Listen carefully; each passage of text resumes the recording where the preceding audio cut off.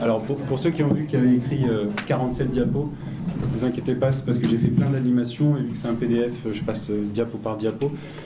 Mais ça va durer normalement moins de 30 minutes, je vais essayer d'aller au plus vite. Alors, on m'avait dit 30 au départ, mais je vais essayer de tenir. Ah, c'est 15 sur le... On n'en peut plus, on est en fin de journée, j'ai le mauvais rôle, tout le monde est fatigué, je pense qu'on en a décroché quelques-uns et je viens vous parler justement de la thérapie active alors que vous êtes assis depuis le début de la journée. Donc ce que je vous propose dès maintenant, c'est d'expérimenter vos capacités musculaires et tendineuses debout par un test que je vais vous présenter après. Donc je vais vous demander de tous, s'il vous plaît, vous mettre debout. Vous ferez attention quand vous rassirez, le strapontin va se refermer. Il ne faudrait pas qu'on en perde quelques-uns. Alors l'idée, quand vous êtes debout, vous avez le droit uniquement à prendre appui avec ce qui est devant, avec 2 doigts. Uniquement 2 doigts, d'accord?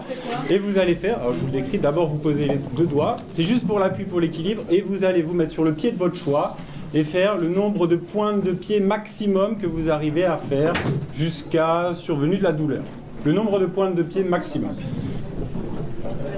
Dans toute l'amplitude maximale, hein, d'accord? Donc on va décoller le plus haut possible et jusqu'en bas sur un seul pied, bien évidemment. On ne prend pas appui sur les doigts et quand ça commence à cramper, on s'arrête. Douleur ou crampe, alors c'est en fonction de ce qu'on arrive à supporter. Certains vont cramper avant d'avoir mal. Moi j'ai mal au doigt. Alors si vous avez mal au doigt, c'est que vous prenez trop appui sur les doigts, donc chargez au niveau du triceps normalement. Merci, c'est génial. On ne fera pas l'autre côté, mais l'idée c'est normalement de comparer le côté gauche par rapport au côté droit. Là, on va avoir 12 heures de retard. Hein. Non, non, non. Alors, C'est fini, oui, c'est fini. si vous arrivez à faire plus de 15 minutes, là, c'est pour moi. C'est bien. Il y en a qui continuent, bravo.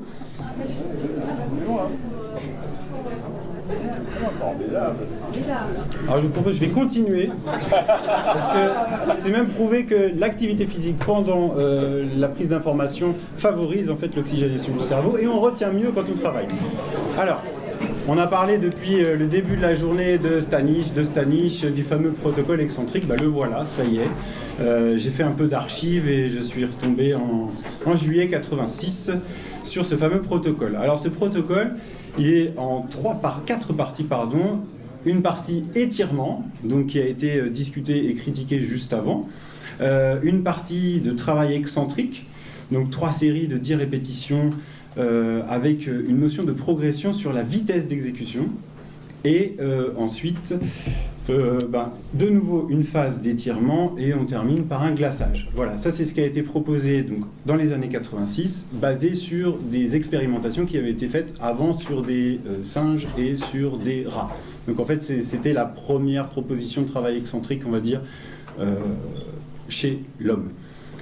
Alors, voilà comment il proposait de faire de l'excentrique, parce que peut-être qu'on vous l'a expliqué d'une certaine façon, mais le principe c'était de partir de debout et de se laisser tomber le plus vite possible, pour la tendinopathie patellaire par exemple. Et donc l'objectif c'est de démarrer à une vitesse lente, et puis progressivement être capable d'assurer cette charge sur le tendon en descendant très vite. Mais là où on parle d'excentrique, il fallait bien remonter. Et donc il écrit, vous voyez bien dans son article, ensuite vous vous débrouillez pour remonter. Donc il y avait quand même une phase de concentrique dans ce protocole, même si c'est pas décrit, mais on était bien obligé. On part de debout, on s'assied, il faut bien se relever après. Voilà. Il y a une notion aussi qui était importante, c'est qu'il fallait, comme le disait le professeur Coe, il fallait aller jusqu'à provocation de la douleur, ce qui n'est plus d'actualité maintenant. Alors comment il progressait? Donc la première étape, c'est vous faites l'exercice à vitesse lente. S'il n'y a pas de douleur, on va un peu plus vite. S'il n'y a pas de douleur, on va encore un peu plus vite. D'accord ? Et puis s'il y a de la douleur, on reste à la phase dans laquelle on est. Il a fait une étude, donc cette étude de 86 a été basée sur 200 patients, ce qui paraît énorme, sauf que en fait, c'est juste une cohorte et il n'y a pas de groupe comparatif. Okay. Ce sont des patients qui ont une douleur chronique de tendinopathie depuis au moins 18 mois. Et le temps de traitement était sur 6 semaines. L'évaluation qui a fait fureur à cette époque-là, c'est que le suivi au 16e mois, on a 44% des patients qui ont diminué, qui ont perdu complètement la douleur, 43% qui ont eu une diminution de douleur, 9% pour lesquels il n'y a pas de changement, et 2% pour lesquels ça s'est aggravé. Et si vous faites l'addition, vous verrez qu'on est à 98%, donc il y a 2% où on ne sait pas où ils sont. Depuis, depuis 86, qu'est-ce qui s'est passé? D'autres programmes ont émergé, le programme d'Alfredson, où là c'est 3 séries de 15 répétitions 2 fois par jour, c'est celui qui a ensuite, pour lequel on voit le plus de publications. Et là, en fait, on n'est plus dans une notion de on va jusqu'à la douleur, d'accord, mais on accepte une douleur modérée. Alors Alfredson, sa douleur modérée, c'est une douleur à 4 sur 10 à l'EVA. Stanish est décrit, on l'a décrit juste avant, Silbernagel, qui lui, au niveau des séries et des répétitions, voilà, c'est variable. Il n'y avait pas de 3x15 ou 3x10. Voilà. Par contre, la progression, elle est sur le volume, donc sur le nombre de répétitions. Au contraire, on progresse sur le nombre de répètes. Et sur le type d'exercice, et la douleur doit être acceptable. Et puis, la méthode qu'on connaît maintenant, c'est le HSR, donc Heavy Slow Resistance, où là, on est sur 4 séries de 15 à 6 répétitions. Donc, on commence à la 15 RM, et puis ensuite, on va vers la 6 RM, c'est-à-dire vers 80% de la 1 RM estimée. Douleur acceptable de nouveau. Alors la question c'est quel est le meilleur protocole, on va en parler un petit peu après. Donc pour information, donc là ce que vous avez fait, c'est pas exactement la même chose parce que je vous ai pas mis dans la pente dans les escaliers, mais l'idée voilà, c'est d'avoir un peu plus d'amplitude et donc on peut jouer aussi en tant que thérapeute sur la course, donc l'amplitude, puisqu'on sait que plus le tendon va être étiré et plus il y aura de contraintes de compression, et donc il faut mieux démarrer dans une amplitude petite et puis petit à petit aller vers l'étirement. Donc lui, c'était donc 2 fois par jour, 7 jours sur 7, pendant 12 semaines, 3 x 15. Et c'est l'étude qui a fait grand bruit après celle de Stanish, puisqu'elle a montré que comparée à la chirurgie, elle était plus efficace. Sauf que, comparée à la chirurgie, dans le protocole, après la chirurgie, les patients ne faisaient pas de rééducation. Donc on n'évalue pas la chirurgie, en fait, on évalue la rééducation comparée à juste une opération, mais on est bien d'accord que juste après être opéré, si on ne fait pas de rééduc, eh bien forcément, ça marchera moins bien. Je ne vais pas revenir sur le modèle qu'a présenté Delphine juste avant. Ce qui va nous intéresser, c'est juste la partie traitement. Vous voyez que juste sur cette zone-là, j'ai juste repris la souris, juste sur cette zone, pas de place. Voilà. Sur cette zone-là, on voit bien que dans le traitement, il y a la gestion de la charge et la gestion de la charge. Ça a été abordé avant, maintenant la question est quelle est la bonne charge justement pour rééduquer ces tendinopathies. Alors le modèle qui a été proposé par Tom Goom, c'est une progression sur le management justement de la charge, on va appeler ça l'optimal loading. On va partir de la blessure pour aller jusqu'à la reprise de la compétition et voir quels soins finalement on va pouvoir faire au fur et à mesure de la progression.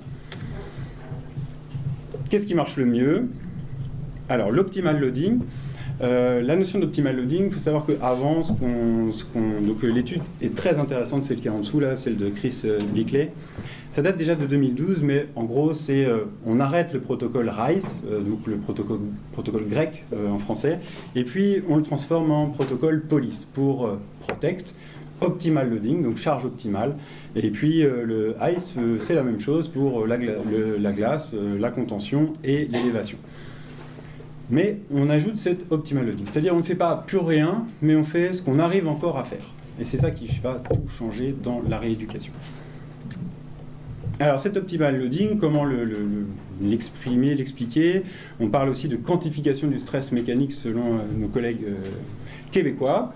Donc ce que vous voyez en rouge, c'est la capacité qu'on peut imaginer maximale que votre tendon est capable de supporter suite à une charge. Voilà. Il faut savoir qu'un tendon, en fonction de où il est, mais il est capable de supporter 6 à 12 fois le poids du corps. Donc on peut y aller quand même normalement sur un tendon sain.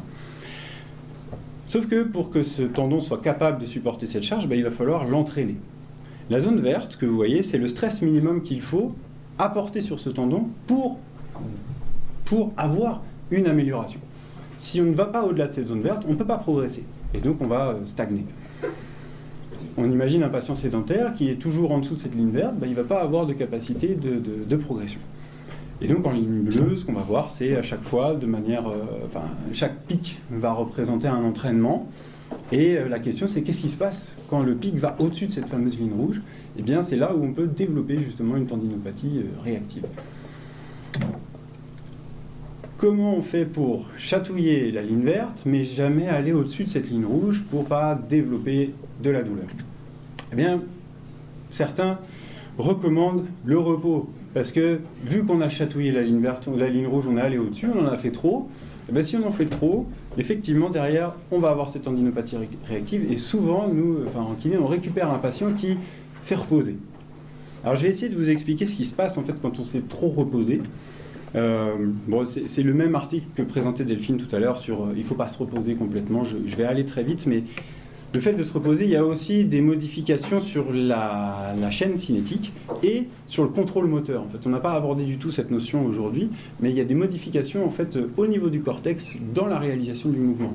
Et c'est une des critiques qu'on peut faire quand même à l'isocinétisme, c'est qu'on n'a pas cette gestion en fait de tout le membre inférieur et on est dans un plan, un axe de manière analytique et pas dans un exercice fonctionnel. Alors, la première chose qu'on va gérer, donc, c'est le temps, la douleur, et puis la charge, l'intensité, la fréquence. Alors, l'objectif aussi, c'est de proposer le bon exercice adapté au bon moment. On l'a vu par rapport à l'explication, et on est bien d'accord que des exercices de saut sont bien plus sollicitants que des étirements sur un tendon ou que des pointes de pied. J'ai essayé de vous expliquer en fait la suite du modèle de Blaise Dubois que je vous ai présenté juste avant. Alors, je vais essayer de prendre la souris. Vous avez donc une première sollicitation, un entraînement, et vous êtes allé au-dessus de votre capacité maximale. Tout de suite après, on vous demande de faire du repos. On se repose, on s'arrête. Qu'est-ce qui va se passer? C'est comme si, le fait de se reposer, forcément, le muscle, le tendon, va baisser sa capacité de stress mécanique maximum. Donc la ligne rouge va aussi diminuer. On va perdre en capacité maximale. Alors là, j'ai fait une grosse pente pour que ce soit bien visuel, mais il faut savoir que la réaction, elle est déjà à partir de 2 semaines, assez importante. Ensuite, après cette période de repos, généralement, qu'est-ce qu'on va lui dire? Tu reprends au sportif, mais tu reprends un peu moins fort. Donc il s'entraînait avant 1h30 et on lui dit tu vas faire une sortie de 45 minutes. Donc vous voyez, le différentiel entre les deux pics bleus, c'est cet entraînement qui est moins intense, mais qui est quand même déjà au-dessus de la ligne rouge, puisqu'on a baissé notre capacité maximale. C'est comme si vous vouliez refaire un test en musculation maximum, avec la charge que vous poussiez avant d'être blessé, tout de suite après la blessure. Ça ne vous viendrait même pas à l'esprit, mais pourtant, il y a des gens qui se remettent tout de suite à l'activité, comme avant, en se disant « je me suis reposé, c'est bon ». Alors, qu'est-ce qui va se passer? Je m'étais reposé 3 semaines, maintenant je vais me reposer 6 semaines. Et puis, au bout de 6 semaines, ma capacité maximale elle a de nouveau diminué. Je m'entraîne, mais encore un peu moins fort. Et qu'est-ce qui se passe? De nouveau, on est au-delà de cette capacité. Et à chaque fois, en fait, l'intensité de la sollicitation entre le pic et la zone de stress mécanique maximale qu'on est capable de supporter, eh bien, vous voyez, elle grandit. Et c'est là qu'on devient chronique. C'est là qu'on devient chronique. Donc, ça, c'est un moyen qu'on a trouvé pour expliquer aux patients leur douleur et expliquer à gérer progressivement leur gestion de la charge. Alors, suite à ça, il y a pas mal de protocoles qui ont émergé les dernières années avec l'équipe de Jill Cook, Ebony Rio, Peter Malliaras. Et on a des modèles de traitement de la tendinopathie patellaire et puis des modèles de traitement de la tendinopathie d'Achille. Alors, les grands principes, qu'est-ce que c'est? C'est en 4 phases, avec une première phase de... je vais vous l'expliquer là. Première phase d'isométrie.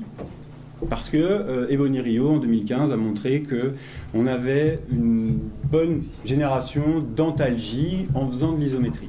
Et l'intérêt de faire de l'isométrie, c'est qu'on n'a pas trop de contraintes de compression et on n'a pas trop de contraintes de stress mécanique. On n'est pas dans de la pliométrie avec des choses intenses. Et donc, c'est intéressant. Et elle a proposé 5 fois 45 secondes à 70% de la 1RM isométrique. Alors, vous allez me dire, mais comment on fait pour avoir 70% de la 1RM isométrique? Vous êtes obligé d'avoir un dynamomètre électronique calé contre au niveau de la zone d'appui. Et puis, on est obligé d'avoir, comme pour l'isocinétisme, le maximum de notre patient. Et là, on n'est pas capable de le connaître. On peut juste comparer par rapport au côté qui est supposé 100. On tolère une douleur supérieure ou égale à 4 sur 10. Et on va évoluer de la course interne vers la course externe en allant de plus en plus vers l'étirement du tendon. Alors, je vous ai montré plusieurs possibilités de mise en charge en isométrie selon Tom Gould. Ce truc a fait le buzz en fait, le travail isométrique ces dernières années, et puis on y revient un peu parce que là, dans un éditorial de 2019, Il y a pas mal d'auteurs qui disent oui, mais on a essayé de répliquer cette étude en fait, qui montrait une antalgie en isométrie. Et en fait, ils n'ont pas réussi à reproduire la même chose et ils n'ont pas trouvé de différence en fait, entre l'isométrie et l'activité dynamique.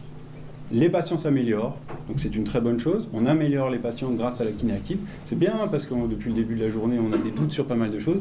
Là, il y a des certitudes, les patients s'améliorent, mais finalement, qu'on fasse de l'iso ou qu'on fasse du dynamique, il n'y a pas de différence. Mais en termes de charge et de contraintes, on est d'accord que de passer de l'iso vers le dynamique, c'est un peu plus sollicitant d'aller en dynamique. Alors on va passer ensuite au protocole HSR, on va passer de 2 pieds sur un pied, on va mettre un step en dessous pour progresser, et puis on va jouer sur un tempo. C'est-à-dire que quand on fait faire l'exercice au patient, on va lui demander par exemple de faire la phase excentrique en 4 secondes et de faire la phase concentrique en 1 seconde. Donc ça c'est assez connu maintenant chez les crossfitters, enfin, dans pas mal de sports. On dit voilà, vous allez travailler en 4, 1, 3, 2 ou ce genre de choses, mais en insistant sur la phase excentrique. On va de la 15 RM vers la 6 RM. Alors voilà, ça c'est le moment où vous devez regarder si vous êtes un homme ou une femme, votre âge, et voilà le nombre de pointes de pied que vous auriez dû faire tout à l'heure. La colonne tout à droite, si vous êtes dans ce chiffre-là, c'est que vous faites partie des 2,5% meilleurs suédois, puisque cette étude a été faite en Suède, mais voilà, est-ce que nous sommes plus forts et meilleurs qu'eux ?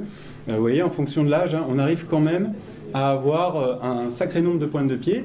Juste pour information, le nombre de décollés de talons pour avoir un 5 à l'EMFM, vu en kinésithérapie, qui est un truc classique, c'est 27 pointes de pied. Vous voyez, on dit, voilà, pour avoir un 5 sur 5 à l'EMFM, il faut être capable de faire 27 pointes de pied. Vous voyez que chez les hommes, ça va de 16,7 à 55,3, et la médiane est à 37. C'est bien la médiane. Donc, même si on en demande 27, on donne un 5 à un patient. Pourquoi en donner 27 alors que les Suédois en font 37 ? C'est une question à laquelle je n'ai pas la réponse maintenant. Ce qui va être important, nous, en termes d'évaluation, pour passer à l'étape d'après, c'est l'indice de symétrie par rapport au côté contralatéral. On n'accepte pas une différence de plus de 20%. Si on a une différence entre côté gauche et côté droit de plus de 20%, on continue sur cette phase-là avant de passer à la phase suivante.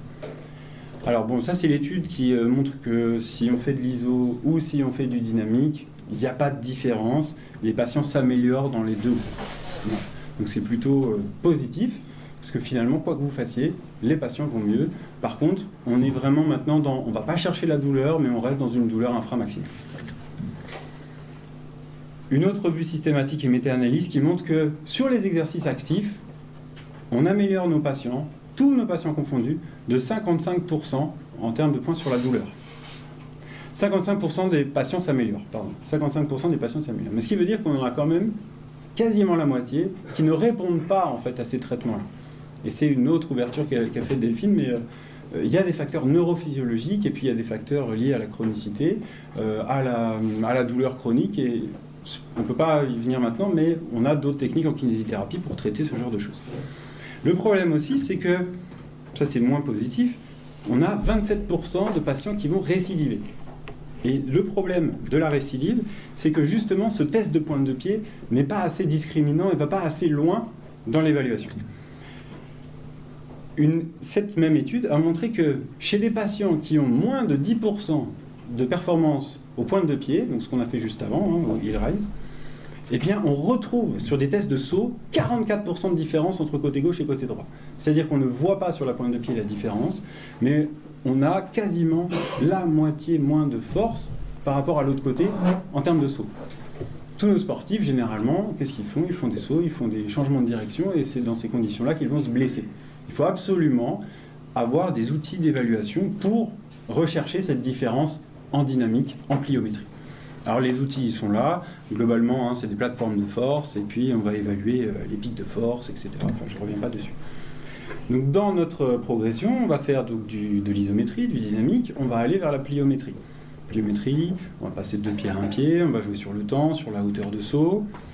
Une étude intéressante qui date maintenant d'il y a 2 ans nous montre la tension qu'il y a sur le tendon en fonction des exercices et on voit bien que la plus grosse tension sur le tendon, c'est lorsqu'on fait des sauts sur un pied. tout à droite. Juste à côté, on a la course à pied et les sauts sur un pied. Et tout ce qui est à gauche, ça va être des postures statiques, type le test de Romberg. Et le deuxième en partant de la gauche, c'est des squats. Vous voyez ? Donc, si vous voulez solliciter le tendon d'Achille, enfin pas trop solliciter le tendon d'Achille, mais continuer à faire de l'exercice au niveau des membres inférieurs, des squats, c'est plutôt intéressant. Par contre, ce qu'il faut voir, c'est que la marche, c'est déjà plus sollicitant que des pointes de pied à 2 pieds. Donc dans votre progression d'exercice, il vaudrait mieux d'abord marcher, puis ensuite faire des pointes de pied à 2 pieds. Ce qui manque dans cette étude, c'est des tests isométriques, parce qu'on n'est pas capable de voir quelle est la contrainte actuellement sur le tendon, en comparé entre les tests, les exercices isométriques et les exercices dynamiques. Alors la phase d'après, une fois qu'on a réussi à faire de la pliométrie, est-ce qu'on est capable de reprendre le sport ? Eh bien, on va garder ces mêmes différentiels. Il y a des conférences de consensus là-dessus où on va dire que s'il y a encore 20% de différence en termes de force au niveau du membre inférieur, alors en termes de force, en termes d'équilibre, et enfin surtout d'équilibre dynamique, eh bien, on peut reprendre l'entraînement, moins de 20%. Au-delà de 10%, enfin moins de 10%, on peut reprendre la compétition.